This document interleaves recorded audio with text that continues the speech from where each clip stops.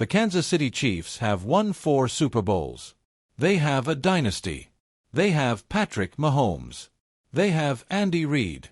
They have everything a franchise could possibly dream of. But right now, in the summer of 2026, there is one question that nobody in Kansas City wants to answer out loud, and it is the question that could change absolutely everything. What happens when Travis Kelce is gone? Not gone like retired and living his best life on television. Not gone like taking a year off to figure things out. Gone as in, the greatest tight end who ever played the game of football is no longer suiting up in red and gold. No longer running routes that defenders can't figure out. No longer catching passes in situations where no other player on earth would have a prayer. That moment is coming. Maybe it is already here. And the Kansas City Chiefs, the most dominant franchise in the NFL over the past decade, are staring down a problem so massive, so fundamental, so deeply woven into the fabric of everything they've built, that the entire football world is holding its breath waiting to see how they handle it. This is not a small story. This is not a, maybe he has a down year story. This isn't behind them for the next 10 years. Let's start at the beginning. Let's start with why Travis Kelce matters so much that even talking about life without him feels almost impossible. Travis Kelce was not supposed to be the draft. 3rd round. Not the guy you're banking your entire franchise on. Not the player who's supposed to rewrite the record books and become the measuring stick for every tight end who comes after him. He missed his entire rookie season with a knee injury. Sat out. Watched from the sideline. And a lot of people figured that was just another cautionary tale, another guy with potential who couldn't stay healthy. Then he came back. And then something clicked. And then something beyond clicking happened. Something that the NFL had genuinely never seen before at the tight end position. Year after year after year, Travis Kelce put up numbers that offensive coordinators across the league would draw up in their dreams and never be able to replicate. 1,000 yards receiving. Then another 1,000. Then another. Then another. Then another. He became the first tight end in NFL history to have 8 consecutive seasons with over 1,000 receiving yards. 8. In a row. Think about what that means. There are receivers in this league, wide receivers, the guys whose entire job description is catching passes, who have never strung together 8 straight 1,000-yard seasons. And Kelce did it as a tight end, a position where guys are supposed to be blocking half the time, running shorter routes, functioning as a security blanket rather than a true weapon. But Kelce wasn't a security blanket. He was the weapon. He was the offense. He was the answer to every defensive scheme that defensive coordinators threw at Kansas City. Double team him. Mahomes finds someone else, and then you've just given Mahomes one-on-one matchups everywhere else on the field. Play him with a linebacker. Kelce is faster than any linebacker you have. Play him with a safety. He's stronger, and he knows how to use his body in a way that makes that safety wish they'd chosen a different career. The man had answers for everything. Every single thing. And he did it for so long that an entire generation of Chiefs fans grew up watching him and just assumed this was normal. That this was how football worked. That every team had a Travis Kelce. They don't. Nobody else has a Travis Kelce. There has only ever been one. And now, in 2026, the clock is ticking on that era in a way that can no longer be ignored. Let's talk about the age thing honestly, because this is where the conversation gets uncomfortable and nobody wants to sit in it. Travis Kelce is 36 years old. 36 years old. In football terms, that is ancient. That is not said to be disrespectful. That is just the reality of the most physically demanding sport on the planet. The average NFL career is about 3.5 years. The average career for a skilled position player who makes it to elite status is maybe 10 years if they're lucky and take care of their body. Kelce has already played 13 seasons. 13 seasons of getting hit by linebackers, safeties, cornerbacks, and defensive ends who are specifically trying to hurt him or at minimum knock him off his routes and disrupt everything he does. 13 seasons of running full speed and cutting and jumping and absorbing contact and getting back up and doing it again 4 days later. The human body can only take so much of that. Now, here's where it gets really interesting. Because it wasn't like Kelce fell off a cliff. It wasn't a dramatic implosion or a single catastrophic injury. It was something much more subtle, and in some ways more concerning. The last couple of seasons, the numbers started sliding. Not completely off a table, but sliding. The consistency that had defined his career for years started to look a little different. There were games, whole games, where you'd look up at the stat line and think, wait, that can't be right. Where was Kelce today? And the easy thing to say is, well, he's older, and older players have off days. True. But the more honest football conversation is this: when your best player, the cornerstone of your entire offensive identity, the player that Patrick Mahomes leans on when everything else breaks down, starts having multiple off days in a season. That's not noise. That's signal. The Chiefs still won. They kept winning. Because they have Mahomes, and because Andy Reid is a genius, and because this organization has been built in a way that can absorb problems that would destroy other teams. But the Travis Kelce problem was quietly building underneath all those wins, like a crack in a foundation that you can cover up for a while, but that eventually, inevitably, is going to demand to be addressed. That time is now. And the Kansas City Chiefs front office knows it. They have known it. The question is what they're going to do about it, and whether what they do is going to be enough. Let's step back for a second and really understand why this problem is so uniquely difficult for Kansas City specifically. Most teams, when they lose a great player, go out and replace that player. They draft someone. They sign someone in free agency. They restructure and rebuild, and eventually they get back to a competitive level. That is not what is happening with the Chiefs and Kelce. It's more complicated than that. Dramatically more complicated. See, Travis Kelce is not just a great player who happens to play tight end for the Kansas City Chiefs. Travis Kelce is a fundamental architectural component of how the Chiefs' offense functions. He is built into the DNA of what Patrick Mahomes does every single Sunday. He is the answer to situations that don't have other answers. Think about it like this. In basketball, when a team has a great point guard, you can teach another point guard to run similar plays. The timing changes, the field changes, but the system can adapt. But what Kelce does for Mahomes is different. Kelce is the player Mahomes looks for when the pocket is collapsing and he has half a second to make a decision. Kelce is the player who is always open, not because defenders aren't covering him, but because he is so technically brilliant at finding soft spots in coverage that he manufactures openings out of thin air.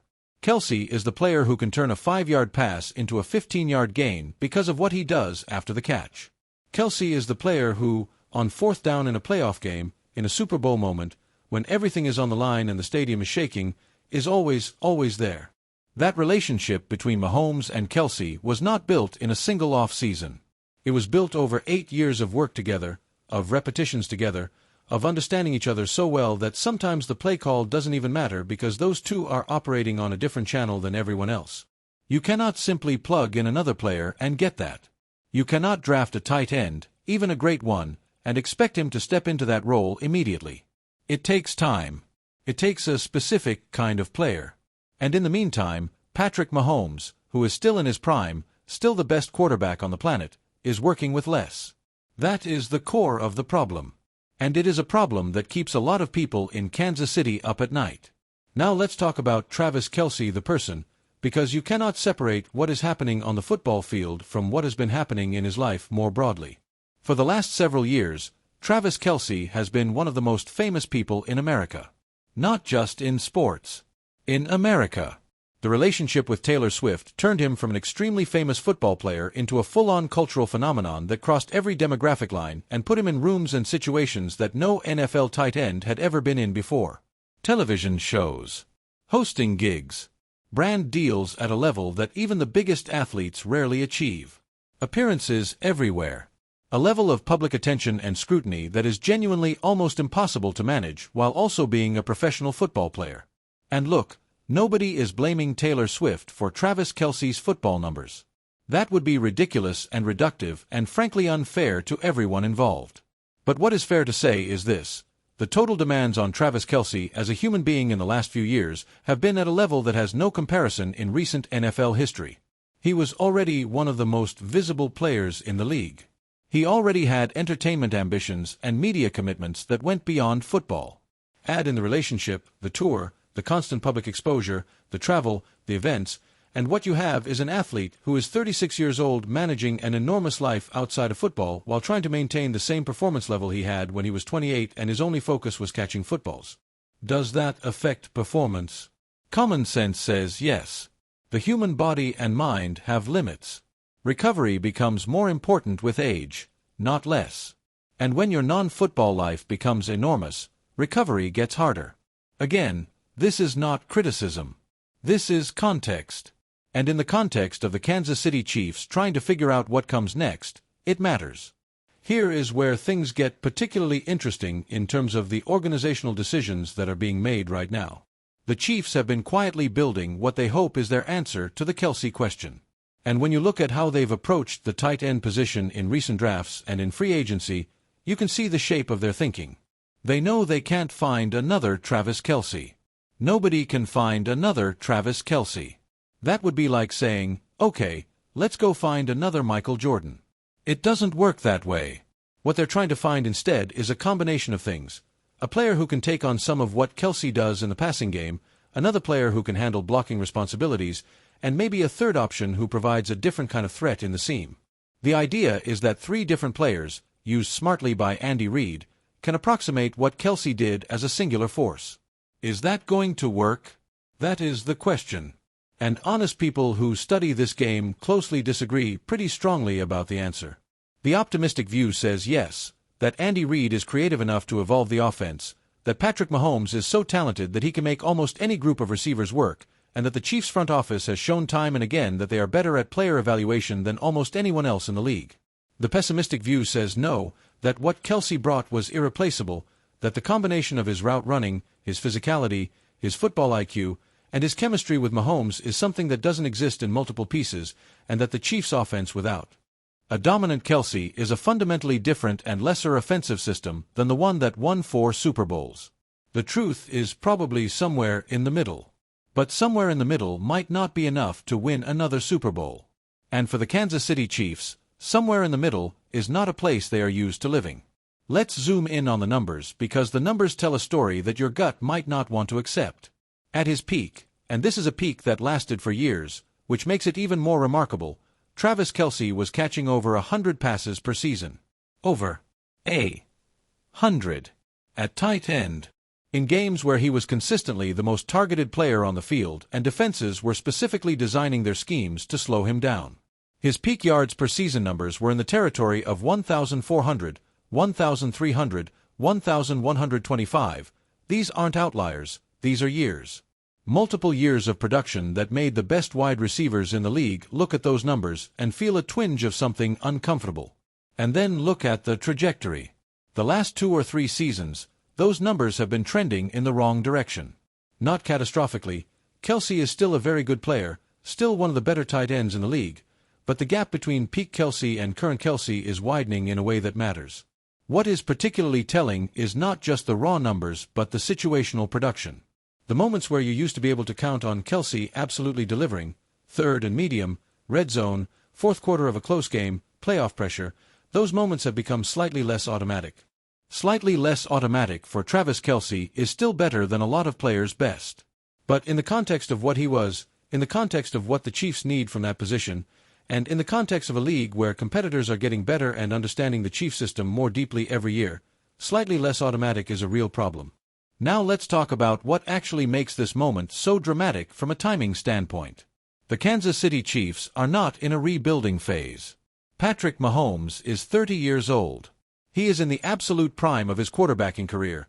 Some would argue he is better right now than he has ever been, which is a terrifying thought for the rest of the NFL. His window is wide open. His contract runs through the foreseeable future.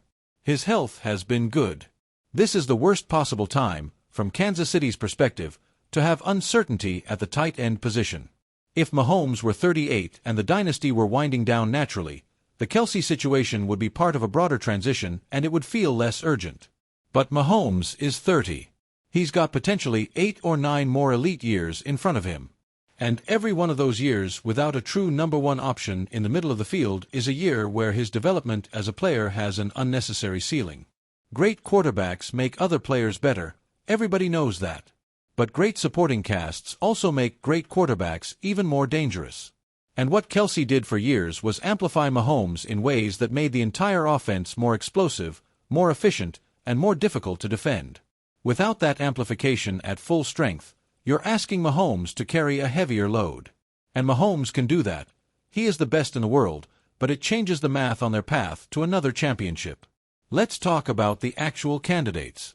The players who are being looked at, discussed, and evaluated as potential solutions to the Kelce problem.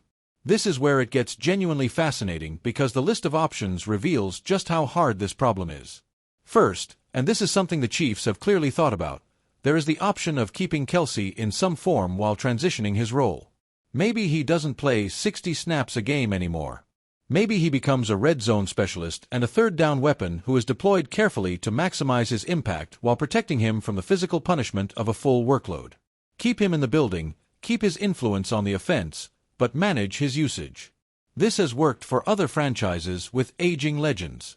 It can work, but it requires the player to accept a diminished role, and there are real questions about whether Kelce, who has competed at the highest level his entire career, can psychologically adjust to that reality. It also requires his body to hold up even in a reduced role. And it still doesn't solve the problem of who fills the other snaps.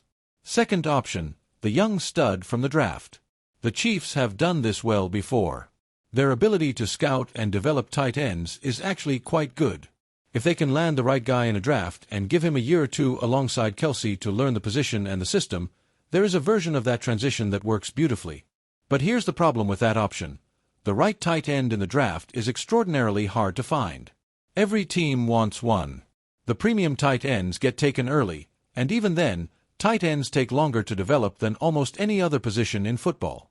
The mental complexity of the position, knowing blocking assignments, understanding route trees, functioning as a receiver and a blocker in the same play, means that even great college tight ends typically need 2 or 3 years to become truly impactful at the NFL level. That's 2 or 3 years. And the clock on Patrick Mahomes' prime doesn't pause for player development. Third option, free agency. Sign somebody. The NFL tight end free agent market does occasionally produce legitimate playmakers, and the Chiefs have the financial structure and the organizational reputation to attract good players. Playing with Mahomes, in Andy Reid's offense, at Arrowhead Stadium, with a shot at the Super Bowl every year, that is a very attractive destination for any player.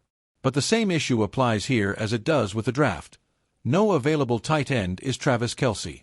You are not going to sign a free agent who has 8,000 receiving yards and the playoff resume and the Patrick Mahomes chemistry. You are going to sign a solid player who can fill some needs. And solid might not be enough. Let's go even deeper on why tight end chemistry with a quarterback is so uniquely difficult to recreate. When a wide receiver is learning a new quarterback or a new offense, there is obviously an adjustment period. But wide receivers primarily run patterns on the outside. The throws are generally more straightforward, the timing is important, but the windows are often more clear. Tight ends in an offense like Kansas City's are doing something much more complex. They are functioning as a safety valve in hot routes when the coverage shows something unexpected. They are adjusting their routes based on what defenders in the middle of the field are doing, sometimes making those adjustments at the line of scrimmage, sometimes adjusting mid-route based on eye contact and body language with the quarterback. What Kelce and Mahomes developed over 8 years together was a communication system that almost didn't need words. Mahomes could look at Kelce's alignment and his pre-snap movement and know immediately what Kelce was seeing in the defense. Kelce could read Mahomes' eyes during a play and know exactly where to drift to find open space. That stuff is not teachable in an off-season program. It is not something you can install in a playbook. It is the accumulated residue of thousands of reps together, thousands of conversations, thousands of moments where one guy was right and the other guy learned something. Starting that process over, with a new player, at this point in Mahomes' career, is a real cost. Not an insurmountable one, but real. Now here is something that doesn't get discussed enough in this conversation: the playoff dimension. Look at Travis Kelce's playoff numbers. Just look at them. They are almost supernatural. In the postseason, Travis Kelce has consistently elevated his game to a level that goes beyond anything you might expect based on regular season performance. There are specific playoff games in Kansas City Chiefs history where Kelce was not merely good. He was the entire reason the Chiefs advanced. The 2019 AFC Championship comeback against the Houston Texans. The Super Bowl moments. The games against tough defenses where every other option was covered or struggling and Mahomes just needed one person to be available, and Kelce was there. Replacing that playoff mentality and that playoff performance is arguably harder than replacing the regular season numbers. Because in the playoffs, the stakes are higher, the defenses are better, the game slows down, and what separates the players who deliver in those moments from those who shrink is something very hard to measure in advance. Kelce in January was not the same player as Kelce in September. He got better when it mattered most. That is a quality you cannot simply draft or sign. It is revealed only under pressure. Let's talk about Andy Reid for a minute, because his role in this story is crucial and often underappreciated. Andy Reid is, at this point in his career, almost universally regarded as one of the 3 or 4 greatest defensive minds in NFL history. His ability to adapt his system to the personnel he has, to find creative solutions to roster problems, to design plays that create advantages against any defense, it is genuinely remarkable. And here is the thing about Reid and Kelce. This is not the first time Reid has faced this kind of challenge. He built great offenses before Kelce. He found ways to win. He is not the kind of coach who becomes so dependent on one player that the loss of that player ends his effectiveness. But there is also no honest version of this story where Andy Reid looks at his roster without a dominant Travis Kelce and thinks, "This is exactly what I want." He has worked with and around the limitations of his personnel throughout his career, but he would always prefer to have the best players available. The question for Reid right now is, how do you restructure the offense to remain elite when your most reliable weapon is either aging out or in the process of transitioning out of the system? Reid's track record says he will find a way. His entire career is evidence that he finds a way. But even the greatest coaches need the right pieces. And the right pieces at tight end, right now, are not obvious. Here is something that might genuinely surprise you about the financial dimension of this problem. Travis Kelce's contract situation has been a factor in how the Chiefs have been able to build their roster around him. The Chiefs have been managing significant salary cap pressures for years, not just because of Kelce, but because of the Mahomes contract, and because winning consistently means your players are more expensive as you try to retain them. As the Kelce chapter potentially comes to a close, there is a financial opportunity for Kansas City that they will need to navigate carefully. The cap space that becomes available when a player of Kelce's salary comes off the books could theoretically be used to build a replacement around Mahomes in a different way. Maybe instead of one dominant tight end, they build an elite wide receiver core. Maybe they invest in a more physical running game to take pressure off the passing attack. Maybe they find multiple mid-range tight ends who collectively create the kind of matchup problems that Kelce created as a single player. All of these are options. All of them are being discussed. And all of them come with uncertainty, because you are essentially trying to redesign an offense that has already worked at the championship level without the component that made it work. That is a genuinely difficult financial and personnel puzzle, and the decisions the Chiefs make in the next 1 to 2 years will shape what the organization looks like for the rest of Patrick Mahomes' career.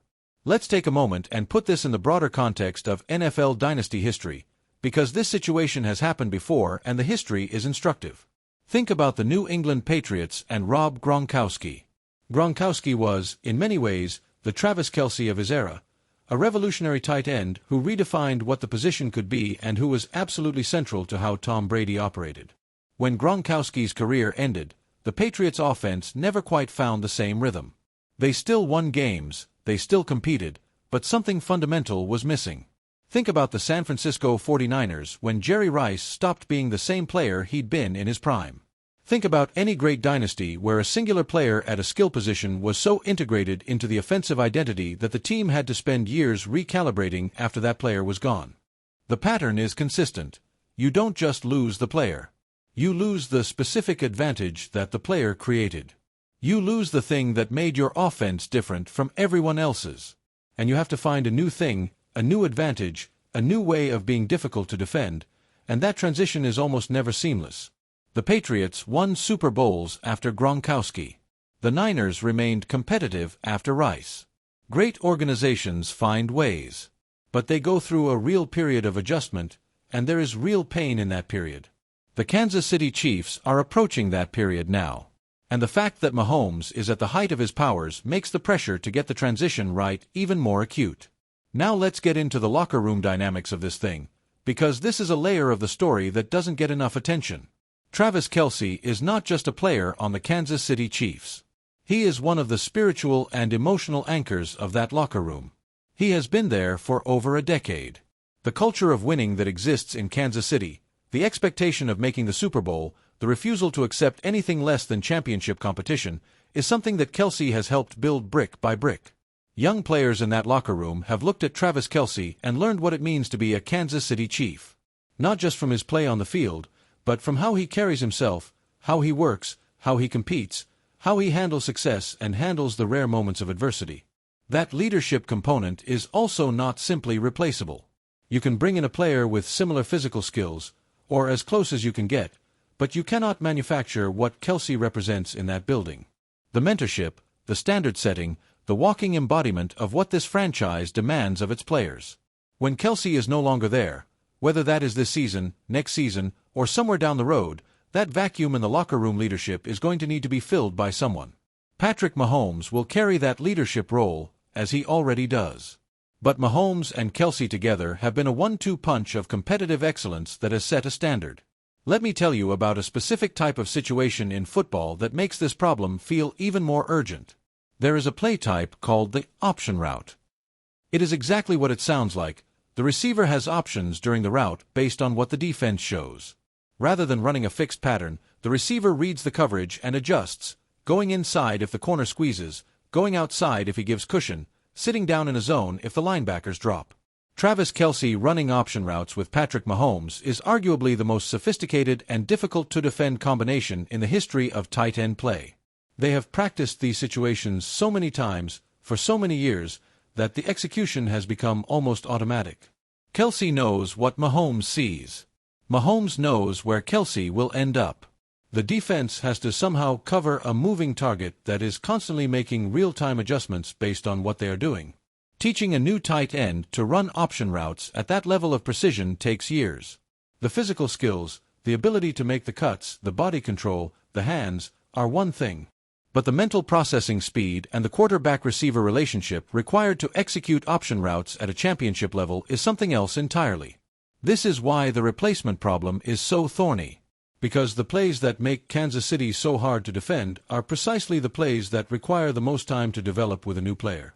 Let's talk about the national media narrative around this, because it's interesting and it matters for how this story develops publicly. For years, the national football media was reluctant to discuss the Travis Kelce aging conversation seriously. Part of this was the extraordinary performance he continued to put up. It was hard to argue with the numbers. Part of this was the phenomenon surrounding him culturally, which made a "maybe he's declining" take feel almost controversial. But that reluctance is fading now. The numbers are what they are. The age is what it is. And the Chiefs' championship prospects, while still strong because of Mahomes, are legitimately tied to how this transition unfolds. What's interesting is the split that has developed among serious football analysts.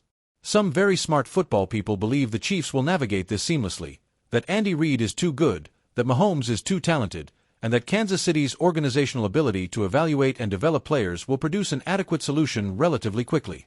Other very smart football people believe this is the moment where the dynasty begins to show cracks that can't be filled, that Kelce was genuinely irreplaceable, that the combination of the aging receiver core issues and the tight end transition and the competitive improvement of teams like the Buffalo Bills and the Baltimore Ravens and other AFC contenders creates a convergence of challenges that even the Chiefs can't fully overcome. Both sides of that argument have real merit. Both are being made by people who watch this league more carefully than almost anyone. The fact that serious analysts genuinely disagree tells you something important. This is not a situation with an obvious answer. It is a genuinely open question. Here is something I want you to really think about, because it goes to the heart of why this story matters beyond just the Kansas City Chiefs. Patrick Mahomes and Travis Kelce are the defining partnership of this era of professional football. They will both be in the Hall of Fame. The legacy they have built together, the championships, the legendary moments, the playoff performances that people will talk about for decades, is already secured. But how this chapter ends is also going to be part of that legacy.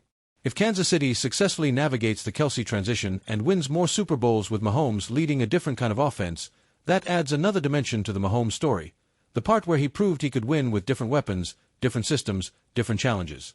If Kansas City struggles through the transition and Mahomes' championship window closes without adding to his ring count, that becomes part of the story too.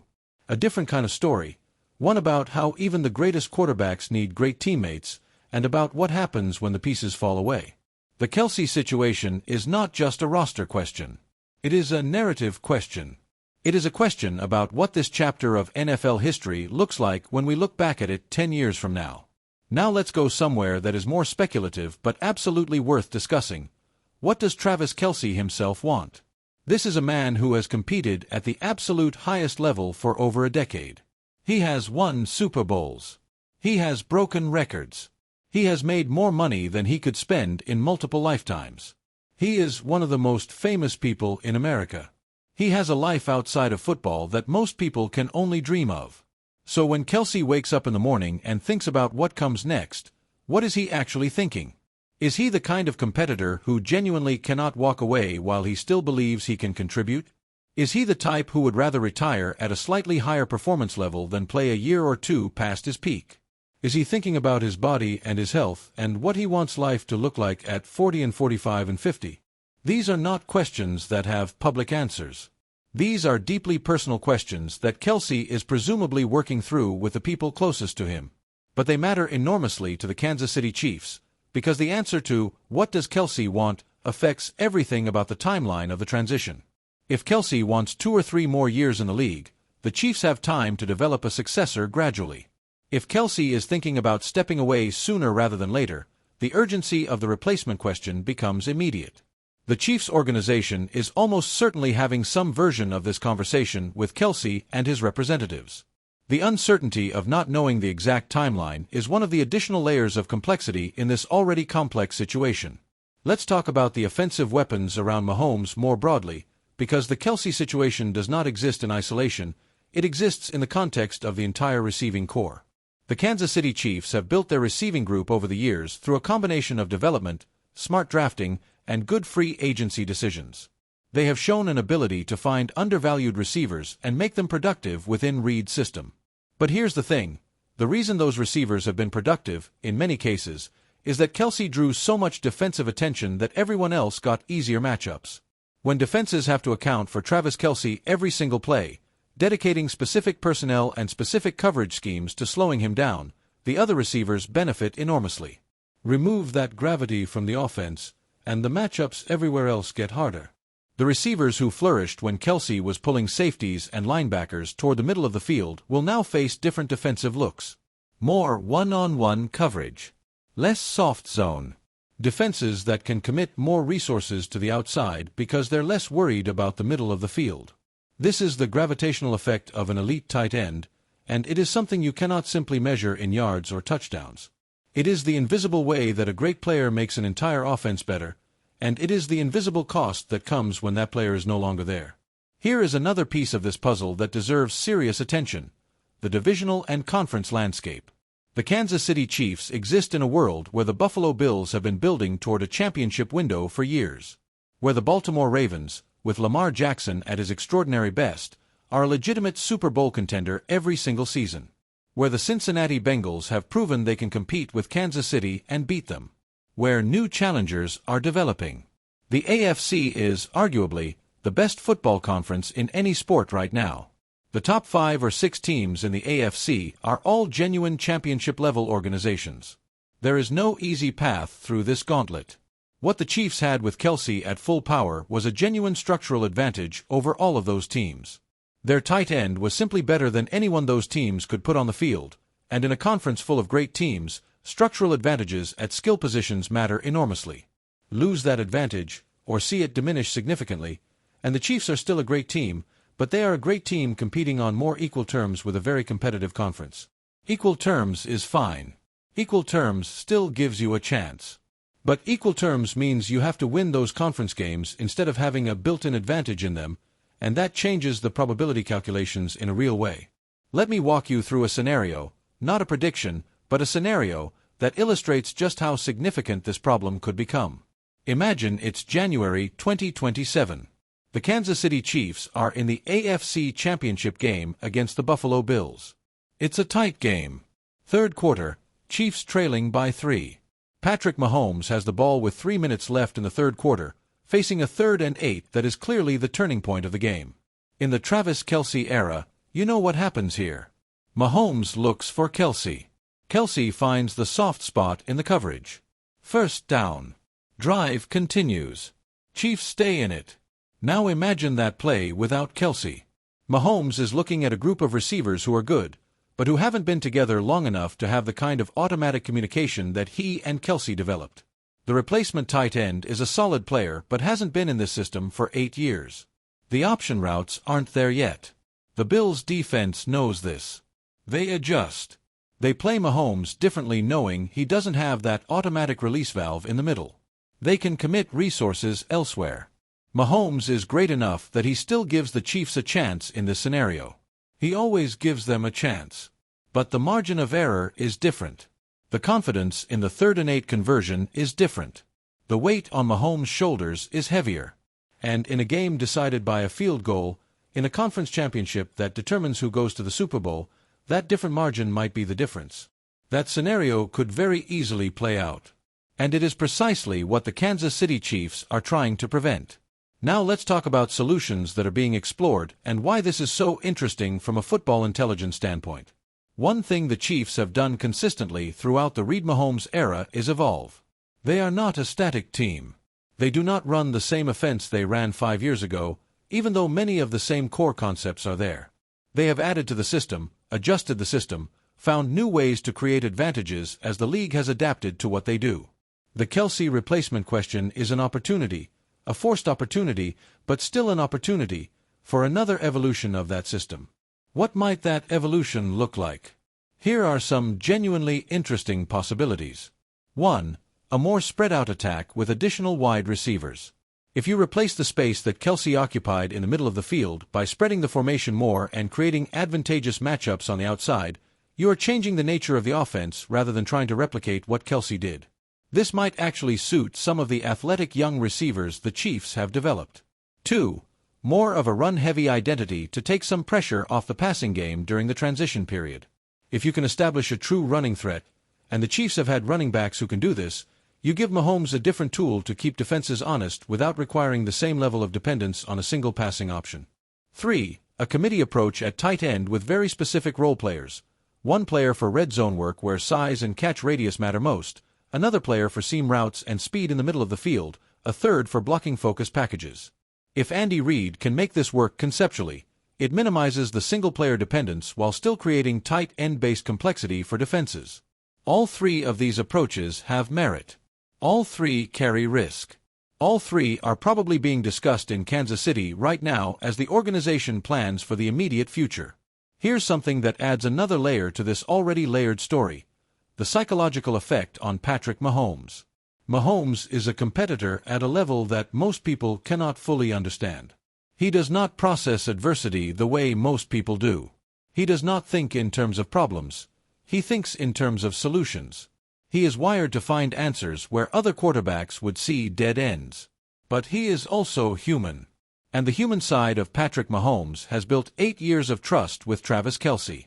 8 years of knowing exactly where Kelce is going to be, of feeling that there is always an answer, of walking to the line of scrimmage and knowing that no matter what the defense throws at you, Kelce is going to find a way to get open. That confidence, that specific, battle-tested confidence in a specific player, is something Mahomes is going to have to rebuild with someone new. And rebuilding it is not just a physical or technical process. It is an emotional and psychological one.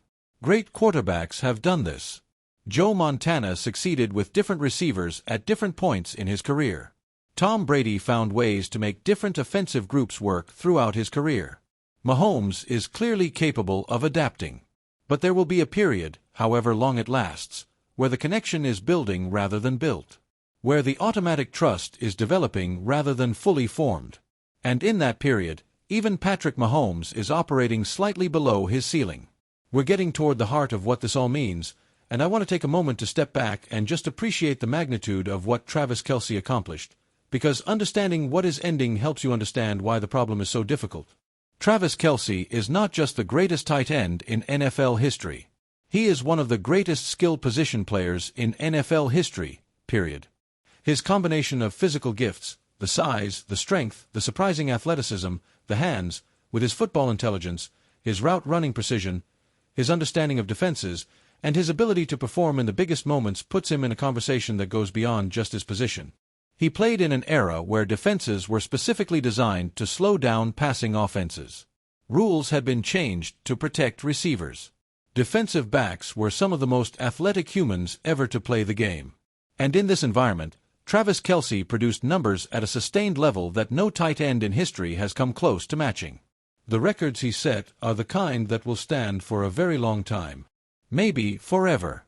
Not because future players won't be talented, they absolutely will be, but because what Kelce did required a very specific combination of talent, longevity, intelligence, and situational football that is extraordinarily rare. So when we talk about the Chiefs' Kelce problem, what we're really talking about is something even bigger. The end of one of the greatest individual runs in the history of professional football. And the aftermath of that kind of performance is, by definition, going to be difficult. Let's talk about the fan perspective for a minute, because this is ultimately a story about people, about Chiefs fans who have watched this dynasty unfold and who now have to confront what comes next. For fans in Kansas City and fans of this team across the country, Travis Kelce is not just a player. He is a touchstone. He is the guy you watched on Sunday afternoons who made you believe that your team was going to find a way, no matter what the situation. The specific feeling of watching Kelce catch a football in traffic on a third down late in a fourth quarter of a playoff game, that feeling is something that gets written into your memory as a fan. It becomes part of your identity, part of why you care about this game. Watching that era transition is going to be emotionally real for Chiefs fans in a way that roster moves usually aren't. This is not about trading away a good player or letting an okay player go to save cap space. This is about watching the end of something that genuinely will not come again. The dynasty might continue.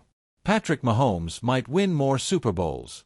Andy Reid might conjure more magic. The Kansas City Chiefs might very well be competing for championships for years to come. But it will be different. The specific era defined by Mahomes and Kelce together will be over. And even if what comes next is great, you don't pretend that losing something great isn't a real loss. Now here's something fascinating that puts the scale of this problem into a very concrete and measurable frame. In the Patrick Mahomes era, when you look at Kansas City Chiefs drives that resulted in touchdowns, you'll find that Kelce was involved, either as the touchdown scorer himself or as a significant contributor to the drive through key catches, in a staggering proportion of them. The exact percentages vary by season, but the pattern is consistent. When the Chiefs needed to score, they went through Kelce to get there. Not always as the final destination, but as a crucial part of the path. Now ask yourself, what does Kansas City do to recreate that in 2026 and beyond? What player or combination of players fills those drives with the same reliability? The honest answer right now is, nobody knows. And that uncertainty, that genuine, we're going to have to figure this out as we go, uncertainty, is why this is being called a problem that changes everything. Because it might not change everything. It might be that the Chiefs adapt brilliantly and keep winning. But the possibility that it changes everything is real. And in a franchise that has set a championship standard, real possibilities of fundamental change deserve to be taken seriously. Here is one more dimension to this story that hasn't gotten enough attention: the coaching staff dimension. Andy Reid has been with the Kansas City Chiefs since 2013, the same year Kelce was drafted. He has built his offensive system over these years with Kelce as a consistent, foundational element. The playbook, the terminology, the specific packages and formations, all of it has been developed with the assumption that Travis Kelce is a certain kind of player doing a certain kind of job in the offense. Reid is brilliant enough to adapt. But adaptation requires time and work and experimentation. It requires preseason reps and regular season learning curves. It requires finding out what works through experience rather than just through game planning. The offensive coaching staff will have to do real work, hard, uncertain work, to reimagine portions of the playbook that have been Kelce-specific for a decade. Some of those plays can be simply reassigned to a different player.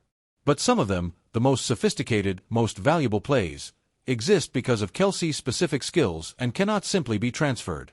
This coaching adaptation is happening right now. In meeting rooms and on practice fields in Kansas City, coaches are working through this problem. What they figure out will shape the Chiefs' offense for years to come. So what does all of this mean? What is the bottom line on the Chiefs and their Travis Kelce problem? Here is what we know for certain. Travis Kelce is one of the greatest players in NFL history, and his era as the dominant force in Kansas City's offense is either over or very close to over. The transition away from peak Kelce, whenever it comes in its final form, is genuinely the biggest single roster and identity challenge the Chiefs have faced since becoming a dynasty. Patrick Mahomes is still the best quarterback in football, and as long as Mahomes is in Kansas City, the Chiefs will be a championship contender.